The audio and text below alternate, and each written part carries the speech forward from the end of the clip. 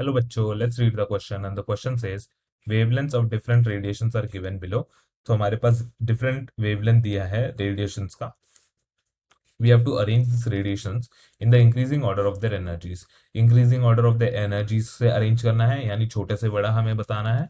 यहाँ पर जो की concept लग जाएगा वो लग जाएगा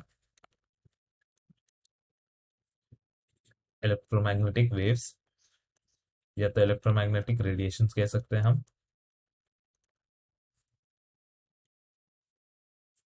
तो जब हम वेवलेंथ की बात करते हैं और इसको एनर्जी से एसोसिएट करना पड़ता है हमें, तो एनर्जी जो होता है formula is equal to H nu, where H is equal to Planck's constant, जो कि एक कांस्टेंट वैल्यू है. उसका वैल्यू होता है 6.626 इंटू 10⁻⁻34 जूल सेकेंड. और न्यू जो होता है वो होता है फ्रीक्वेंसी. अब हम इसको और भी प्रॉपर फॉर्म में कन्वर्ट करके लिख सकते हैं. न्यू को हम लिख सकते हैं सी बाय लैम्डा. तो यहाँ पे क्या हो जाएगा, सी जो है वो होता है स्पीड ऑफ लाइट, और लैम्डा जो होता है वो होता है वेवलेंथ.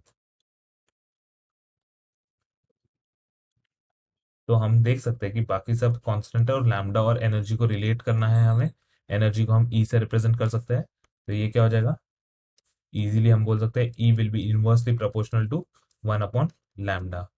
तो इनवर्सली प्रोपोर्शनल है लैम्डा के, तो E is inversely proportional to lambda, तो ई इज प्रोपोर्शनल टू 1/लैम्डा. हम लोग मैथमेटिकली इसको ऐसे रिप्रेजेंट करेंगे.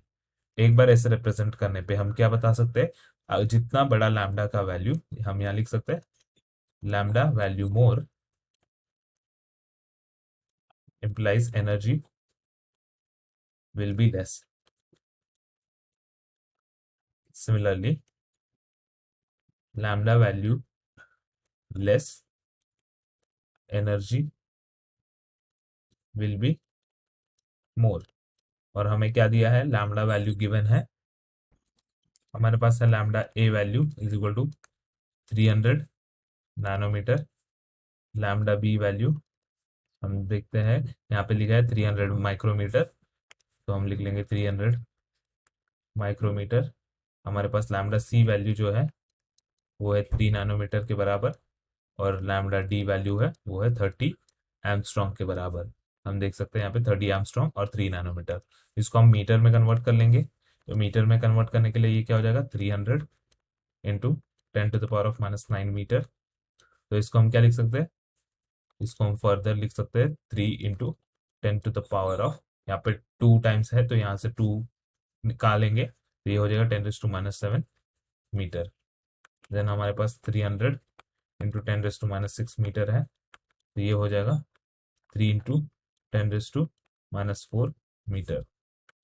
3 नैनोमीटर 3 इंटू 10⁻⁻9 मीटर, और ये 30 इंटू 10⁻⁻10 मीटर. तो ये हो जाएगा 3 इंटू 10⁻⁻9 मीटर. तो हम देख सकते हैं लैम्डा सी और लैम्डा डी दो वैल्यू सेम है. लैम्डा ए लैम्डा बी का वैल्यू हमें देखना होगा. तो सबसे छोटा वैल्यू किसके लिए है, लैम्डा सी लैम्डा डी के लिए. लैम्डा ए और लैम्डा बी के केस में क्या हो जाएगा, लैम्डा ए का जो वैल्यू है वो कंपैरेटिवली बड़ा है किससे, लैम्डा सी और लैम्डा डी से, और सबसे बड़ा वैल्यू है लैम्डा बी के लिए.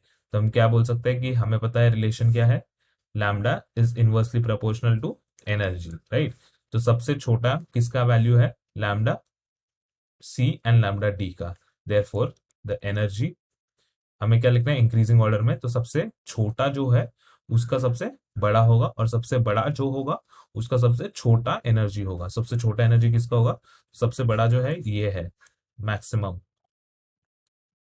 And this both is minimum.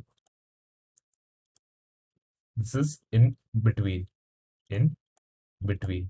तो हम क्या बोलेंगे, मैक्सिमम इसका है, तो हम लिख सकते हैं कि energy B is going to be the least, then it is going to be for the lambda A, यानी ई ए हो जाएगा.